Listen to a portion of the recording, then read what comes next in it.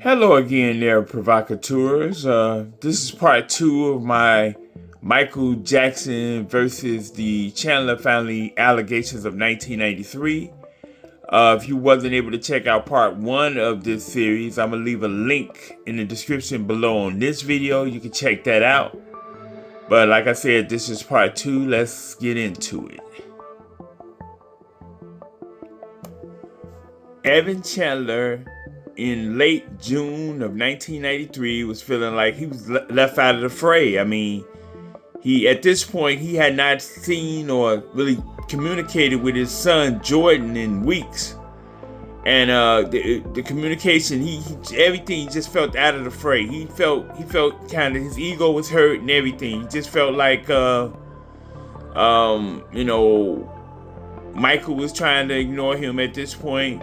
His ex-wife June wasn't really trying to communicate with him, and he just felt he was in a empty space at this point. And he devised a plan to get more attention at this point. One of the first steps in Evan's plans was to enlist allies. And the most suitable ally that he seen, first ally that he seen and he thought of, was none other than David Schwartz, the husband of his ex-wife June, who was now separated with June. But yeah, he reached out to David Schwartz.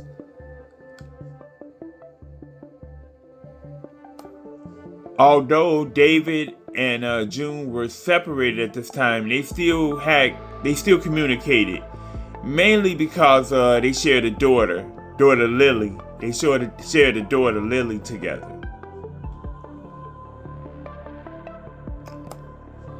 In a series of phone calls that Evan had with David in the early part of July 1993, where he expressed to David how he was disappointed and frustrated with the actions of three people.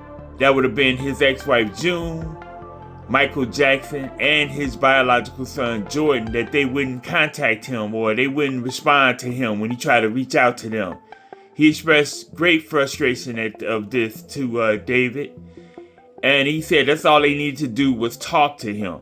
He said that many times during their conversations, and he spoke about this plan that he had in motion, that he just had to make one phone call to put it in motion and destroy everybody. Michael Jackson wouldn't sell another record or everything, everybody would be destroyed. His ex-wife would be destroyed and everything. He was talking in those terms. If he didn't get what he wants, he was talking in those type of terms during these conversations. That's all they have to do is talk to him. He repeatedly stated that during them conversations. Like he was asking for some type of compromise, that he wanted to be included in the fray. It showed hurtness to me. He also kind of threw a fish line out to David to get him on board, saying that how Michael's ruined David's family dynamic. And he put it out there to David. How much better do you think your family dynamic would be if Michael Jackson was no longer a part of that dynamic? So he was laying that out there. He was laying the groundwork to get at David as well. So he did a lot in these phone conversations, to manipulate in a way. That's what Evan was doing. But he did mention about having a lawyer at the time that was a nasty son of a bee. And I think he was referring to Mr. Barry Rothman, who was representing him at the time. But he did make mention of he just had to make that one phone call and put some things in motion. So he wasn't really specific of what he put in motion. He did not, during these phone conversations, mention money. But he kind of implied that he wanted some type of gain. He wanted to gain something, but he didn't not at all mention child molestation, his child being molested his child Jordan being molested by Michael Jackson. And that's big right there. Big, big, big. But he did mention the closeness of their relationship during these conversations, but not that his son Jordan was being molested by Michael Jackson. That's a big thing there, so in my opinion. Unbeknownst to Evan, Dave was still in contact with his wife June at this time, and he was privy to some of the phone messages that Evan had left on June's answering machine, as well as his attempts to reach out to Dave's stepson Jordan as well. So he was privy to these, and these things kind of made Dave tape those conversations he had with Evan. So it urged him to tape the conversations with Evan because he was suspect of the way that he was acting and his behavior or what he would do. So that's what made him want to tape the conversations with Evan. Another thing Evan didn't know at the time is that when he asked Michael Jackson or requested Michael Jackson to buy him a whole new house or pay for an extension on his house, Michael became the red flags triggered up in Michael at that time, and that's why Michael was really, really pushing back from him, because Evan and Michael, to that point, him asking him for stuff, they had a really amicable relationship. So, but at that time, when he started requesting, Michael buy him a new house or add extension to his house, them red flags went up, and Michael informed his lawyer at the time to look into it and look more into Evan. Michael's lawyer at the time was big shot Bertram Fields, Bert Fields for short. And his attorney, Mr. Fields, brung in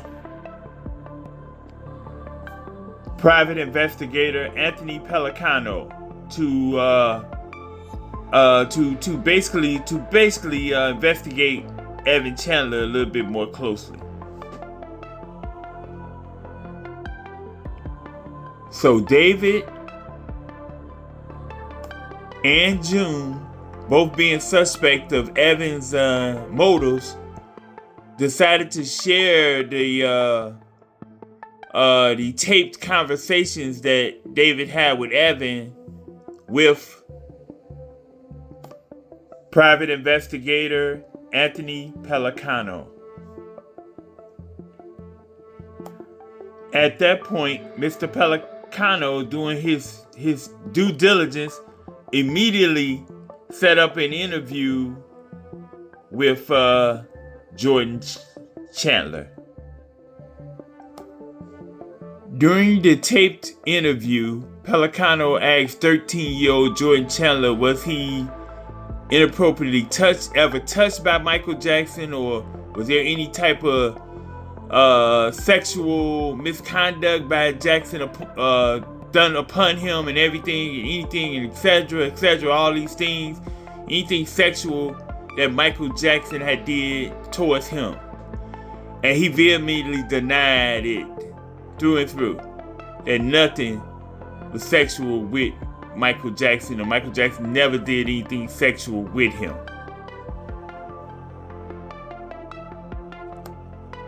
Not long after his interview with Mr. Pellicano, Jordan went to his father Evan's house for his weekly stay at his father's house. And he was repeatedly asked by his father Evan, did Michael Jackson touch him inappropriately, or did Michael Jackson do anything inappropriate onto him? And again, as he had did many times previous, he vehemently denied any of that. At the end of this visitation week with his dad, Evan apparently seen a tooth in his son Jordan's mouth that needed to be extracted. Evan being a dentist and all, he could do the job. So Around July 16th, he performed a extraction of a tooth in his son Jordan's mouth, and reportedly he used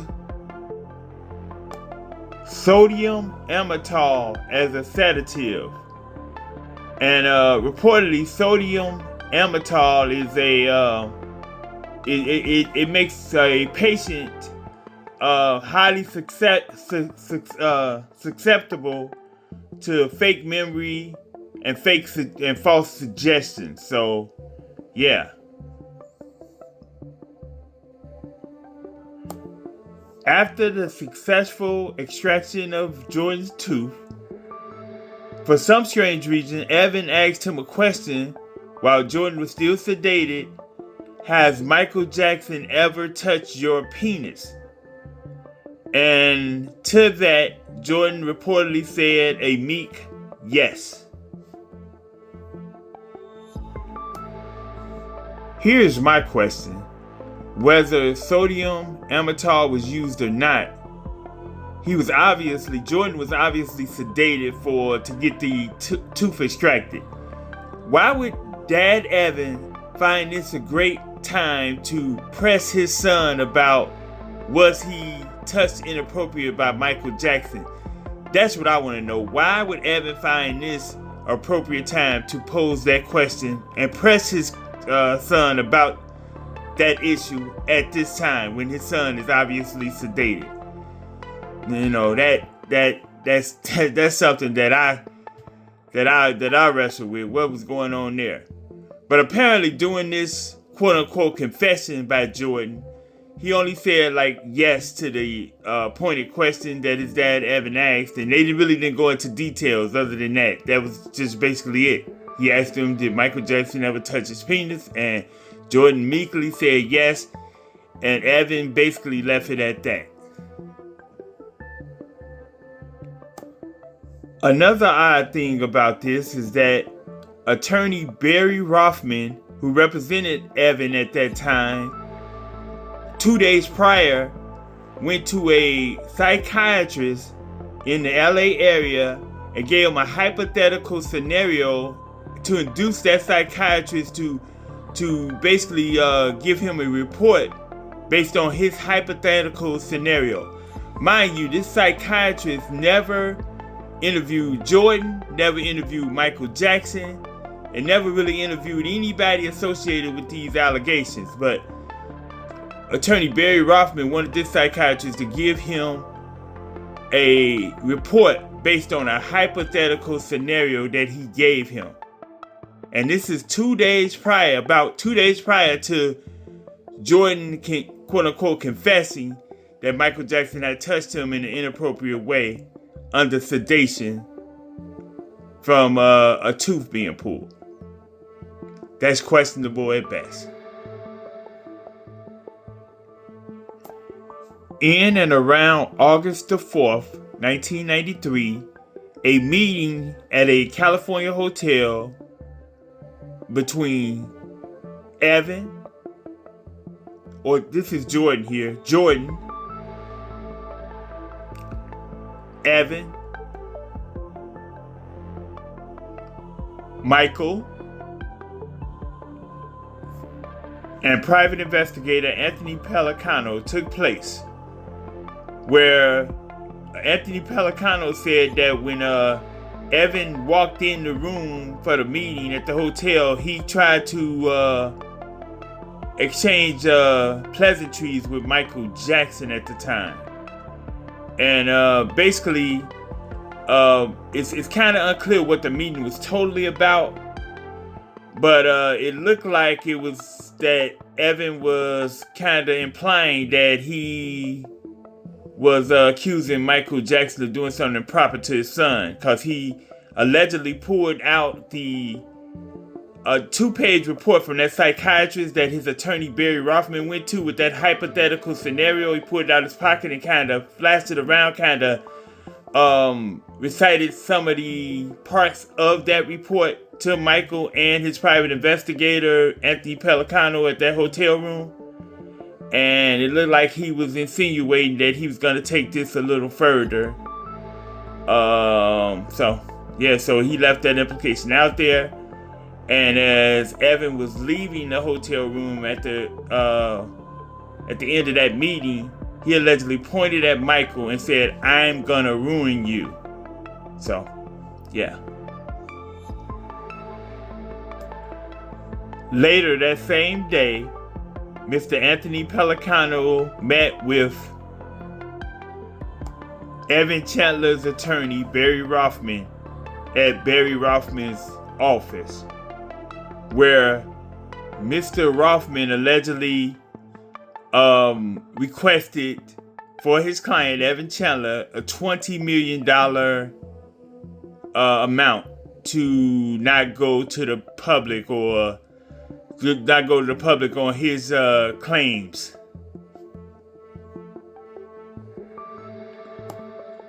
Anthony Pellicano responded to Barry Rothman's request of $20 million a few days later, rejecting that request and giving a counteroffer of $1 million, which attorney Barry Rothman and his client Evan Chandler swiftly rejected. During these discussions between Mr. Pellicano and Mr. Rothman, Geraldine Hughes, who was the legal secretary for attorney Barry Rothman at the time, said to overheard at one point Mr. Pellicano yell at Mr. Rothman, "This is nothing but extortion. My client is not gonna pay for something that he did not do," or something to that effect. So Geraldine Hughes, who's the legal secretary for attorney Barry Rothman at the time, claimed to have overheard that in one of their discussions at attorney Barry Rothman's office. Anyways, after the Jackson side rejected the Chandler side of the request for $20 million, and then the Chandler side rejecting the Jackson side counter offer of $1 million, Pellicano came back to attorney Barry Rothman with another counter offer that was less than the $1 million. He came back with a counter offer that was for only $350,000.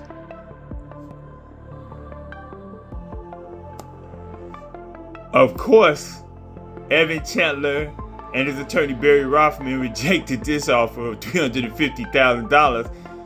But more importantly than that, they felt like the Jackson side wasn't even serious about the negotiations at this point, So how can they go all the way down to $350,000? That means that they're not serious. So attorney Barry Rothman and Evan Chandler decided to up the pressure somewhat.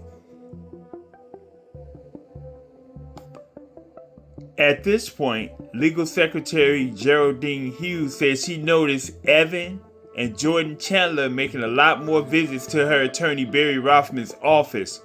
And sometimes Jordan Chandler would make visits to Barry Rothman's office by himself, behind closed doors. She suspected that they were getting their story together and basically coaching Jordan on what to say.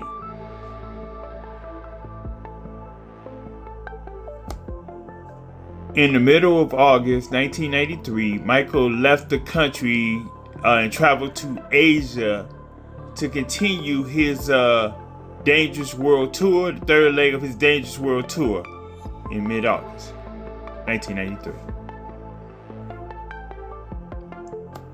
Around that same time, with mounting pressure from the courts for Evan to return his son Jordan to his mother, June, Evan really feeling pressure. So at the same time, because Evan had kept Jordan past the allotted visitation time, so the court was pressuring him to return Jordan to his mother immediately.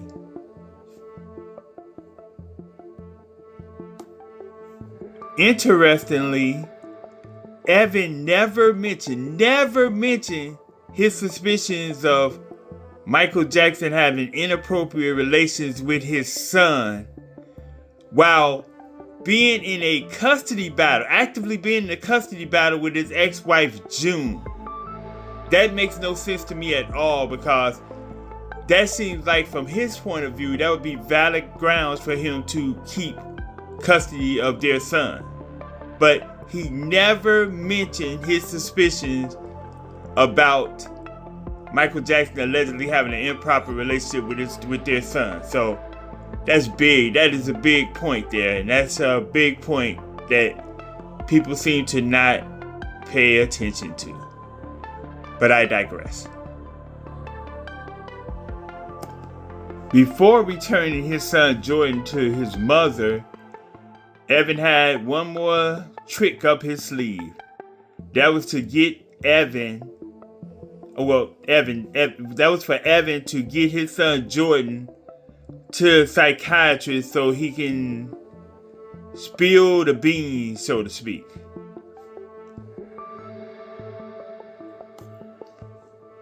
According to Miss Geraldine Hughes, before Jordan's big interview with the psychiatrist, who attorney Barry Rothman had got a 2-page report from with a hypothetical scenario about a month earlier, Jordan spent a little time behind closed doors with attorney Barry Rothman, most likely to get his story straight before going to that psychiatrist, maybe so it can align to that 2-page report the same psychiatrist gave to the hypothetical scenario that Barry Rothman gave him like over a month ago, possibly. Anyways, during this interview with the psychiatrist, in and around August the 17th, 1993, Jordan told how Michael Jackson touched him inappropriately, fondled him basically, and also allegedly performed oral sex on him. He did not mention anything or make any allegations of any anal penetration or anything like that, even though those false rumors were out there in the media and have been put out there in the media. He did not mention anything of anal penetration or anything of the sort.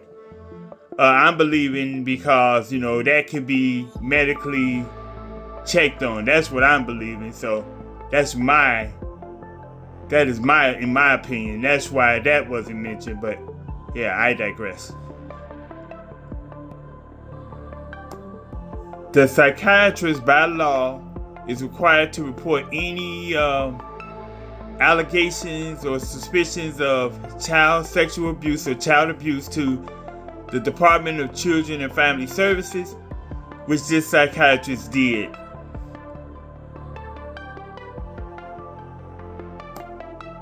The Department of Children and Family Services immediately did their own investigation and did a report on their findings in the investigation. Eventually, the police got involved and opened up their investigation on Michael Jackson for child molestation of Jordan Chandler. At this point, Jordan's mother, June, became in collusion with her ex-husband, Evan, and her son, Jordan, and supported him in his allegations against Michael Jackson. She stated at the time as a reasoning for that is that if her son Jordan says it happened, she supports him. So now she's part of the accusers against Michael Jackson. She's in the fray. It's Jordan, June, and Evan. They're all together as of late August 1993. In late August 1993, police get search warrants to raid several properties where Michael Jackson lived at or visited, including his Neverland Valley Ranch and his family's home in Encino on Havenshurst Drive.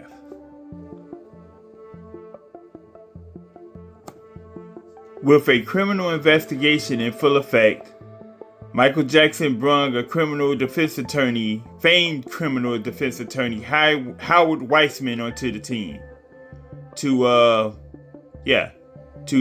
actually litigate a potential criminal trial.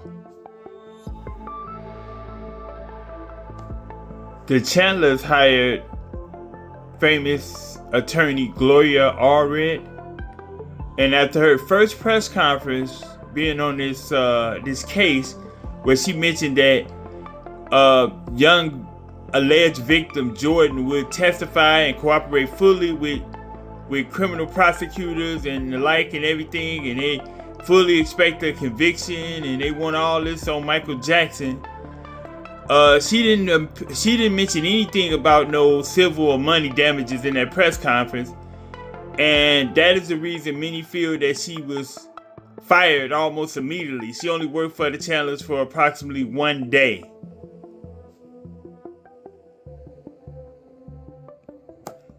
After kindly dumping attorney Gloria Allred, the Chandlers hired Larry Feldman, mostly known as civil attorney, and he immediately filed civil charges, meaning about money, against Michael Jackson for sexual battery, seduction, willful misconduct,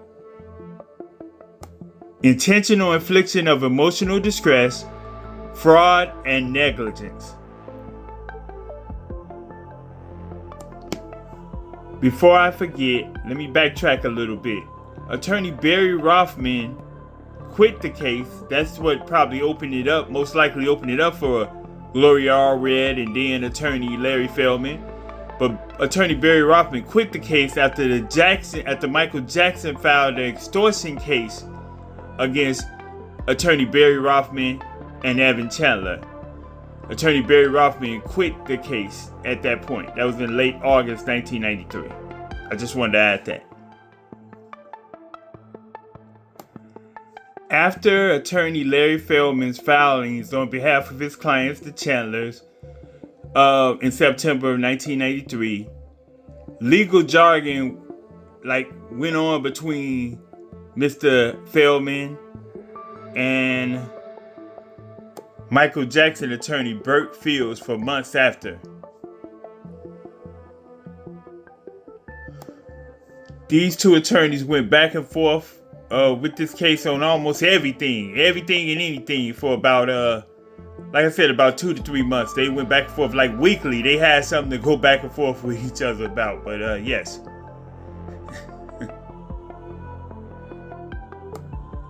During this time, unethical reporters, supposedly,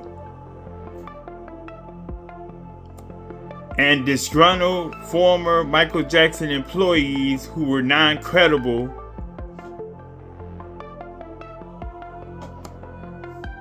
took this time to appear on trashy, tabloidish TV shows for a money gain. The more money was paid, the bigger the lie became for them. So yeah.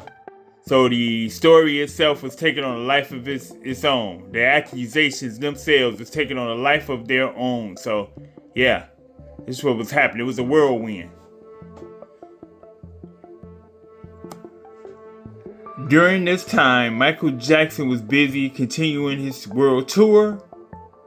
And he had no reason to come back at this time. He wasn't charged with anything. He was never charged. By the way, he was never charged criminally in this investigation. But yeah, at this time, while the whirlwind media was going out of control on these accusations and allegations, Michael Jackson remained performing on tour. However, on November 11, 1993, Michael performed his last show on the World Dangerous Tour. And he checked himself into a rehabilitation center. He had grown a dependency on painkillers, and he wanted to get treatment for that. So he immediately checked himself into a rehabilitation center for dependency on painkillers at that time.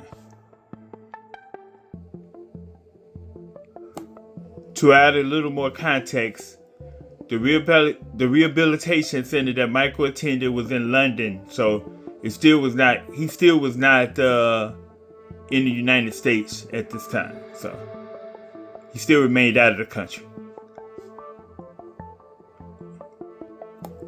On December 3rd, 1993, attorney Bert Fields was notified that he was no longer the lead attorney for Michael Jackson with the civil matter.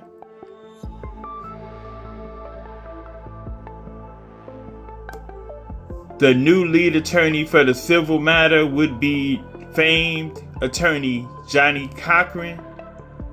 This was pre-O.J. Simpson. And Johnny Cochran at this time was primarily known as a civil attorney, so he was not known in the criminal realm. Like I said, this was pre-O.J. Simpson trial, so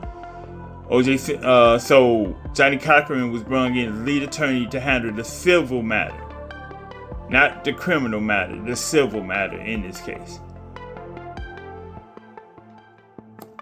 On December 10th, 1993, in the middle of all the controversy and hysteria around the accusations, Michael Jackson returned to the United States.